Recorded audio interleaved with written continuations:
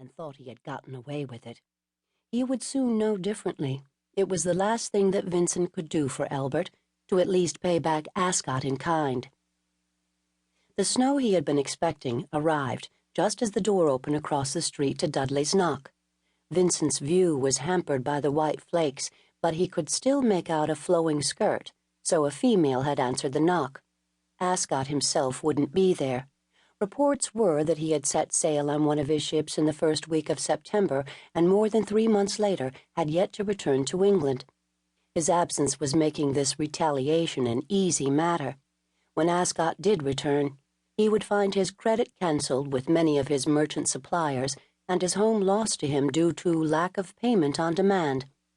Vincent hadn't decided yet whether to continue his campaign after tonight, or to wait for Ascot's return.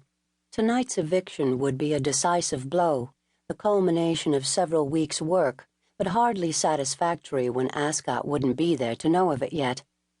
Actually, this whole matter of revenge was rather distasteful to Vincent. It wasn't something he wanted to do, had ever done before, nor likely ever would again, but was something he felt he had to do this one time.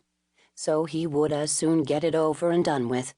But Ascot wasn't obliging in that, being out of the country for longer than expected. He should have returned by now. Vincent had counted on his being back by now. Waiting was not something he did well, and waiting in his coach, in the cold, when he didn't need to be there and still wasn't even sure why he was there, was starting to annoy him, especially since Dudley was taking his sweet time delivering the notice. How bloody long did it take to hand over a piece of paper?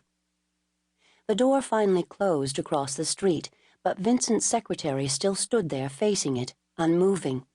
Had he accomplished his task, or had the door been closed on him before he could? What the devil was he doing, standing there in the snow doing nothing? Vincent was about to leave the coach himself to find out what was going on, when Dudley finally turned about and headed back toward him. Vincent opened the coach door, more in his impatience than to get Dudley out of the biting cold sooner.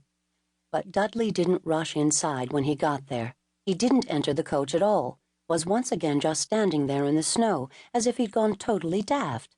However, before Vincent could ask about this strange behavior, Dudley announced, "I have never in my life done anything so despicable, my lord, nor will I ever do so again. I quit." Vincent raised a questioning brow at him.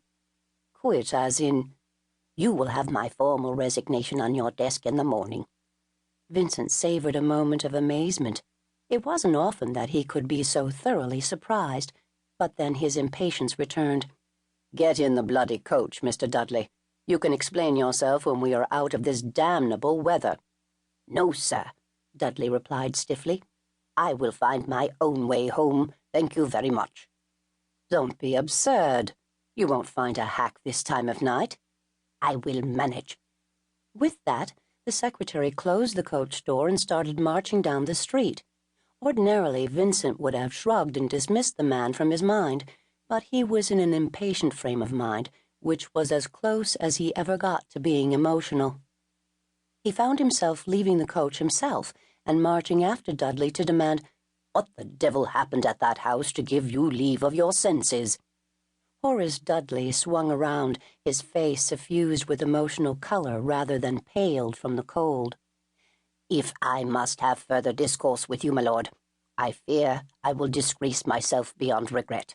Please simply accept my resignation and leave it go at—" "The devil I will. You've been with me for 8 years. You do not just resign over a small matter."